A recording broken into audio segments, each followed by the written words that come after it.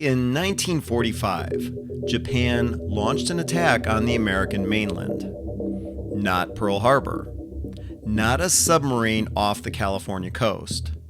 I'm talking about 9,000 bombs, sent from the Japanese shoreline, carried across the Pacific by the wind. Designed to start fires and kill civilians in their homes. And you've probably never heard of them, but not because the story isn't extraordinary. Because the United States government made sure you wouldn't. The weapon was called the Fugo, a hydrogen balloon roughly 32 feet in diameter, made of paper and silk. Assembled by Japanese schoolgirls in theaters and gymnasiums across the country. 16歳の時に丸々1年風船爆弾作ったんですよね。これはもう想像以上な重労働っていうか。お国のためにも命を投げ出して働きなさいという命令なんですよね。Each one carried a metal ring loaded with incendiary bombs and anti-personnel fragmentation charges. The idea was simple, and in its own way, kind of brilliant. Japan had discovered that a natural air current, what is known today as the jet stream, flows continuously from the Japanese coast eastward toward North America at high altitude. A balloon launched from the right location, at the right altitude, would make the crossing in roughly 3 days.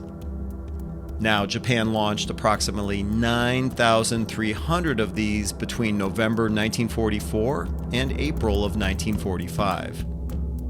The goal was to ignite massive forest fires across the American West, disrupt civilian infrastructure, and most importantly, create fear. And some of these balloons made it. Confirmed landings stretched across 26 American states, as well as Canada and as far east as Michigan. And for months, not a single word appeared in any American newspaper, because the United States government asked them not to print it. You see, by 1942, the US had established what was called the Office of Censorship, which was a voluntary but very strongly encouraged media blackout covering sensitive wartime information. When balloon bombs started landing in late 1944, editors across the country received a direct request: do not report this. Now, the reasoning was sound. Japan had no reliable way to confirm whether the balloons were actually reaching North America. They were completely dependent on American press reports to validate the program.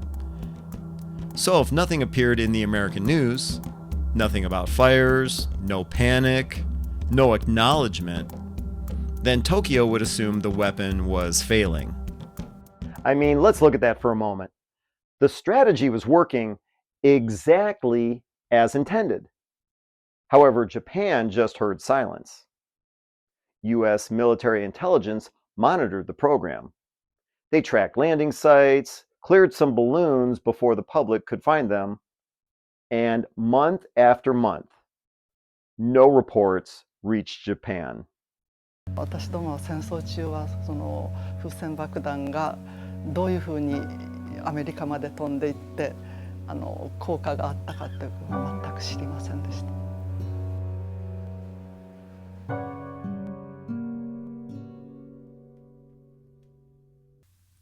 Then in April 1945, Japan canceled the entire Fugo program, basically because they were convinced it was a complete failure.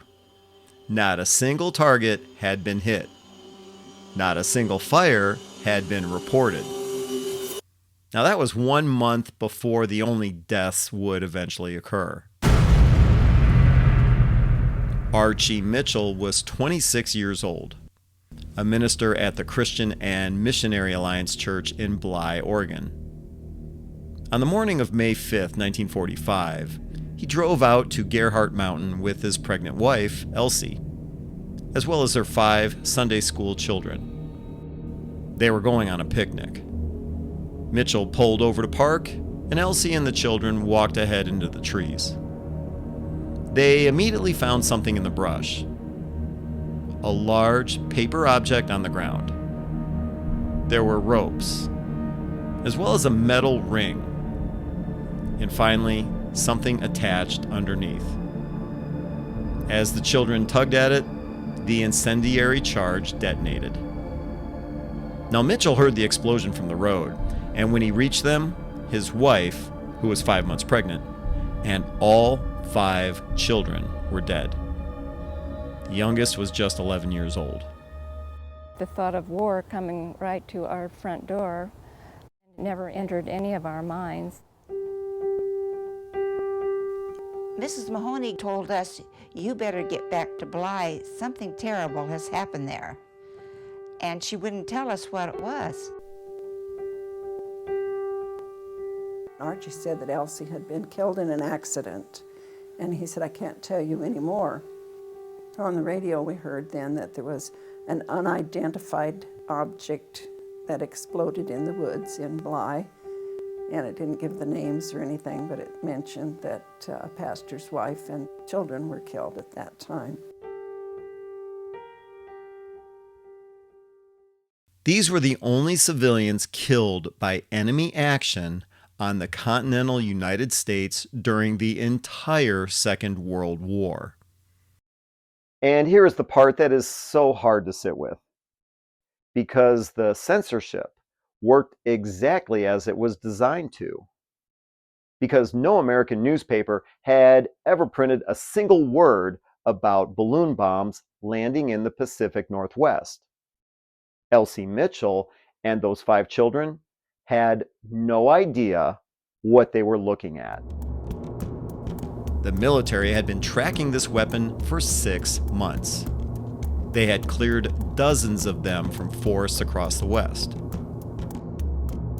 The 555th Parachute Infantry Battalion, known as the Triple Nickles, was activated as part of Operation Firefly, a clandestine mission that dispatched these quick response firefighting paratroopers throughout the Pacific Northwest to combat the wildfire threat posed by the Japanese incendiary bombs. But unfortunately, nobody told a minister's family in Oregon to watch out for strange paper balloons in the woods.